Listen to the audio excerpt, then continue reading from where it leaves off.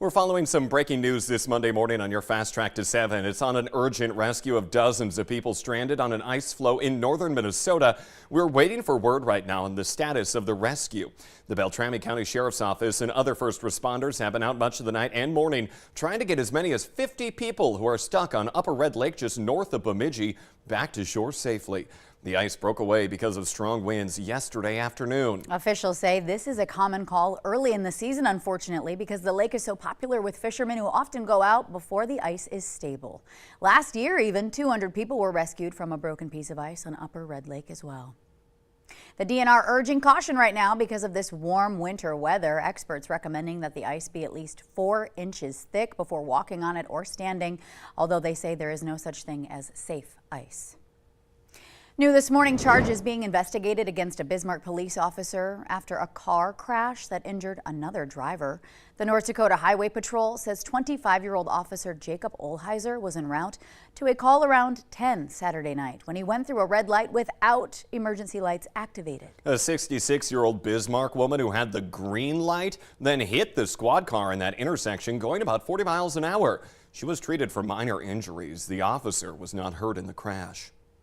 Also new this morning, a deadly officer-involved shooting in Marshall, Minnesota, after police saw a woman being stabbed. The State Bureau of Criminal Apprehension says officers were called to a domestic disturbance early yesterday morning, and as they pulled up, they saw a man with a knife attacking a woman. They then used a taser and then a gun on the suspect. He died at the scene.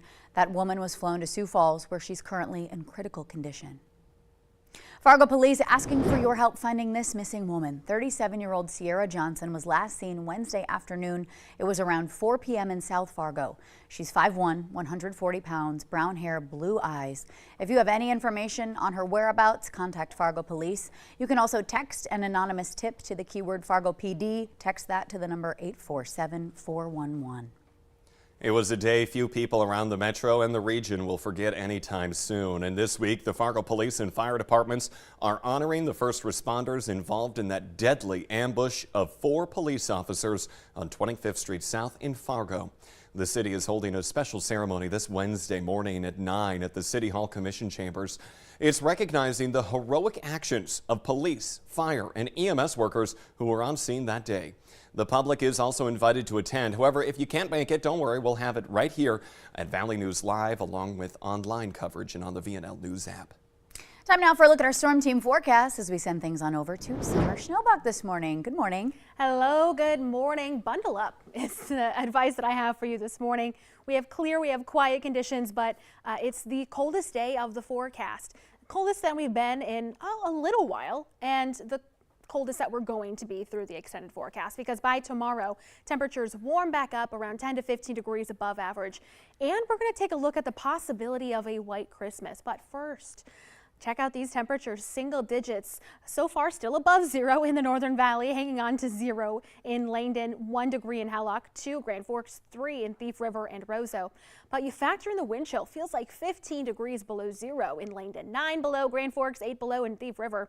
Southern Valley, a few more single digits now as well. We are going from 10 in Fargo down to 8, 7 Detroit Lake, 7 Wadena, 9 in Oaks and Fergus Falls. And with the wind chill, feels like 9 below in Detroit Lakes, 2 below that current wind chill here in Fargo. Overall, traffic conditions today are going to be good. We do have a couple of patchy, icy spots, mostly on sidewalks and on parking lots, so something to watch out for this morning. Bundle up the kids on the way to the bus stop. Clear but cold through this morning. And heading home this afternoon, temperatures are going to be chilly from where we have been, but pretty close to seasonal average, and seeing some sunshine as well.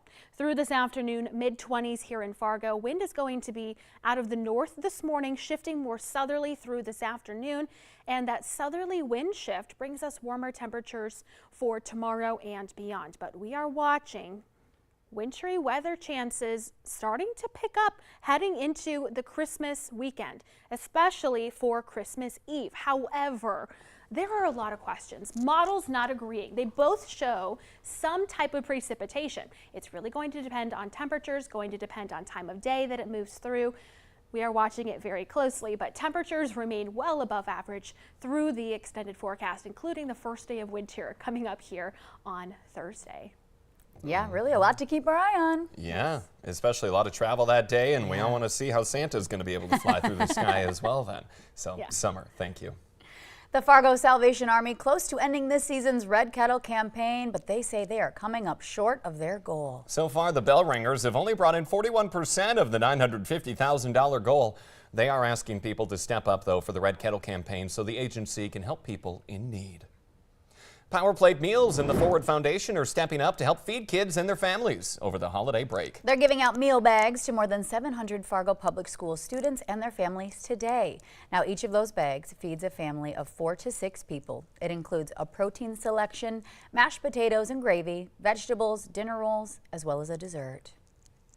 The Fargo Canvassing Board meets this morning to officially call this month's special election on the Fargo Dome expansion vote. The board certifying results of the December 5th vote that saw the Dome tax increases questions go down in defeat. The Dome Authority was asking for an increase in sales and lodging taxes to fund $140 million in improvements. A lot of people wait all year for this, and today is the day. We know the best way to spread Christmas cheer is singing loud for all to hear. And the Fargo Theater is hosting its annual noon hour holiday concerts this week, featuring that famous Wurlitzer organ. Shows are free. They start at noon today through Friday. The guests are asked to bring a non-perishable food item for the local food pantry. Ashlyn and I have gone to this before. I have to say it was a great time. Incredible. It's the sound of the season. Yes, I think you were the one that said, I feel like I'm in a Disney movie. Truly. And I was just bebopping along the whole time. It was a great time, so highly recommend. Yes. Other news this morning, NDSU has a new head football coach. Tim Polasek will be taking over for Matt Entz, who's leaving for a job at the University of Southern California. Now, he was a Bison assistant coach from 2006 through 2012, helping NDSU win national championships in 2011 and 2012. Polasek then went on to Northern Illinois for the 2013 season, then back to NDSU for the 2014 to 16. After a stint at Iowa, he joined former NDSU coach Craig Bohl in Wyoming. We will have more details on today's introductory news conference. We'll be broadcasting that right here on Valley News Live. Yeah, get used to that name. I'm sure you'll hear quite a bit of it around the region. Yeah. Well, the Today Show and CBS Mornings just about to start, but the Valley Today rolls on. You know, bundle up if you're heading out the door. Be ready to penguin shuffle your way across any parking Bring lot. the ice skates. Cold and icy this morning. We're so glad you could wake up and join us here on the Valley today. Thank you so much. My name's Ashlyn Hill. And I'm Jordan Schreier. Have a great day. Stay safe out there.